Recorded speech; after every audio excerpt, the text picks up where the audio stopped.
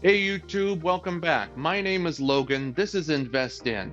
If you don't know by now, I'm an Airbnb superhost and have been for 4 years. We manage multiple short-term rental properties and do a pretty good job at it, if I do say so myself. But even the best hosts are going to have vacant nights pop up every now and again. It's natural. It comes with this industry.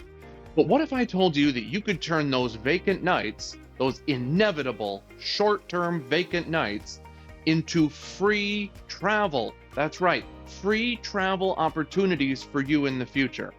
I'm going to show you a new platform called Hostshare that's currently in its beta stage. I joined to get early access to show you how we turned our vacant, inevitable nights at our short term rentals into free travel opportunities for me and my family. You don't want to miss this. Let's go.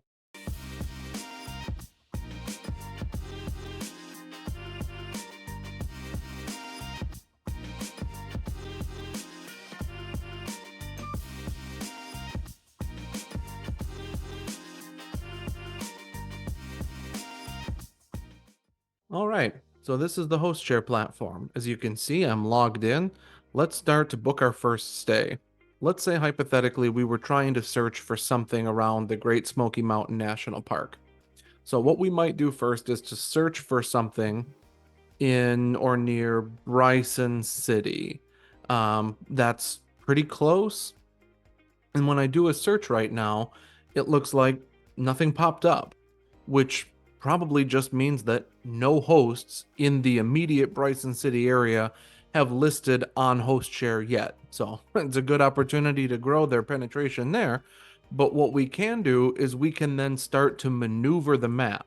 We can zoom out, we can zoom around, and we can start to see that it's now starting to populate nearby listings that didn't originally show up. As we continue to look and scroll, it looks like there are several. It updates and moves as we move, and you can see that some of these are still in preview status. They're coming soon, and they're not available to book yet. So if we wanted to start to narrow down our search, we can go in here to the filters, and right now it's set to show all listings. That includes anything coming soon, as well as anything that is on the platform but doesn't have availability. So we can show only those listings that are live, even if they're sold out, just to help us plan. But I really want to see what's available to book right now. So I'm going to limit my result, and it looks like there are a few. This one I was actually looking at that I think might be promising. If we dive into this, we've got renovated cottage with hot tub, 15 minutes to Asheville. We can see a few photos here, which all look really nice. And again, a short description. You can read about the property, some of the amenities. You can drill into more amenities, or you can also follow the link to view the listing on Airbnb. So there you're going to have access to a lot more photos, a lot more reviews, descriptions, basically how the host is operating on Airbnb. Looks like Lisa's been a host for 8 years and is doing a really good job. If we go back and look at the listing itself on Hostshare, let's take a look and see. It said it was available. And as you can see here, what we're shown is this pretty limited view. I'm currently doing this search on February 26th, so it's showing me the next 5 days. That's all the further in advance you can book, because while traveling for free is great, we don't want to take away potential revenue from the hosts. If this host could have picked up a booking, chances are for this property they probably already would have for right now, and this gives them a good opportunity to pick up a host share booking. So if we said, okay, great, let's try to, well, check in tomorrow, and the furthest we can check out is Sunday. So let's see what that does to our price quote. We've got an average price of $302 a night times 5 nights, which would have been $1,510. But as you can see, that's nothing. It's completely zeroed out using Hostshare. All we're asked to pay right now is a $75 cleaning fee. You can also see that because this is a pretty pricey listing, the Hostshare algorithm, the Hostshare math behind the scenes has computed that this host only has to share 14 nights per calendar year for their contribution to the network. Other hosts with properties that have a lower nightly rate would be asked to share more nights a year.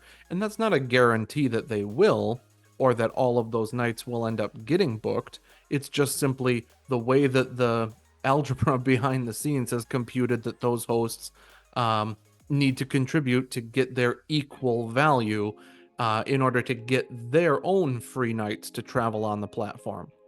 So what I'm going to do now is I'm going to go back to the Hostshare homepage and I'm going to start a new travel search because I'd like to make it to the Great Smoky Mountains, but we're not headed there now. Where we are headed to, however, is Florida.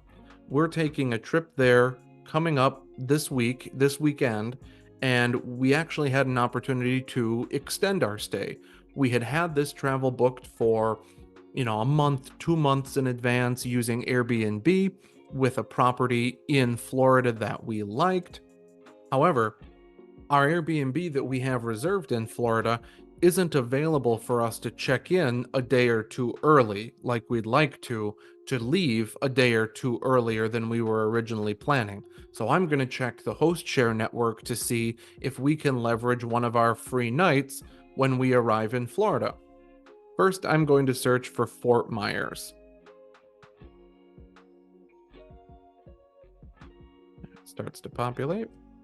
And it looks like there's nothing immediately in Fort Myers, but just like before, if I start to zoom out, scroll around, I can see a couple listings pop up. And I can see that if we drive into some of these, if we open this listing, we can see that here is a 2-bedroom, 3-bed, 2-bath rental unit that's available relatively close to where we want to be. And it looks like it does have some availability. So what we are looking to do is to arrive late on Friday night and leave on Sunday. That will get us right back to back with our existing Airbnb stay that we had already booked. So we can go ahead and book. You can see here our $120 night for 2 nights comes out to $240, which is free. Our service fees are waived, and you can see at this property they're charging a $100 cleaning fee. So right now we're looking to book this 2-bedroom, 2-bath condo. We've got a beautiful marina view, access to the pool and all the amenities that we're not paying $354 for. We're not paying Airbnb platform fees to stay here. We can go ahead and book. You can see here that we're applying 2 nights of our free stays for this booking. So we have not used any of our nights yet. We had 42 nights from our 2 listings, and we right now are only using 2 for our dates that I chose. Everything here should be correct, looks right. I can enter in a message here to the host, and I have to add in a payment method to pay the cleaning fee. So I'm going to go ahead and do that now. All right. So I've just input my credit card details, and now before I book and pay for this stay, there's a couple other things that I'm presented with, first of which is the cancellation policy. And because all of these are last minute bookings by default, there really is no cancellation policy beyond 24 hours. It looks like for what I'm booking now, I have a 24-hour window. There is a link here to learn more at an article here, but otherwise, it's just asking me to follow the host's rules and to treat the home like our own home, which is basically how anybody would travel on Airbnb or otherwise. Once again, as a reminder, this is a platform where every participant is also a host. Every traveler is a host. So there should be some common ground, some shared understanding as far as how the homes are going to be treated. These should not be high-risk partying guests.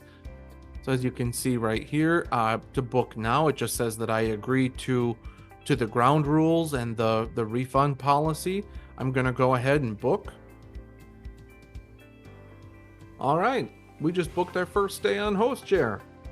As you can see here, I'm given a details and confirmation section that show where we're going. Again, some simple details. I've got a confirmation code here that I've blurred out. I can also go in and look at the actual address we're shown, which again, I've blurred out for privacy, but it'll allow us to get directions, see the area. I have the direct contact information for our host. For privacy, I've also blurred that, but just so you know, it is displaying for me that I can communicate with my host through email, phone. Everything is listed here for me. Just a recap of the rules, I can again view the listing a couple different ways, a breakdown of what we paid and what we didn't pay. Also, Hostshare has 24/7 support that we can contact here if we needed to work with Hostshare if anything went wrong. All in all, this was a very successful, seamless process to go through and book our first Hostshare stay, and I'm really excited to get down there and see the place. So stay tuned for more video content. We'll be sure to walk you through some other cool features, as well as when we receive our first Hostshare booking, which has yet to happen. Stay tuned. So there you have it. That was my walkthrough of the search and booking process on Hostshare. As I mentioned in the video, Hostshare is still in their beta stage. So yes, there is some adoption and growth that has yet to happen, but the fastest way you can do that is to sign up. Check out my link down below to get connected with Hostshare, get your property on there, and turn your vacant nights into free travel opportunities. Please share this video with others that you think might also find it helpful. Like the video. I'll see you in the next one. Bye.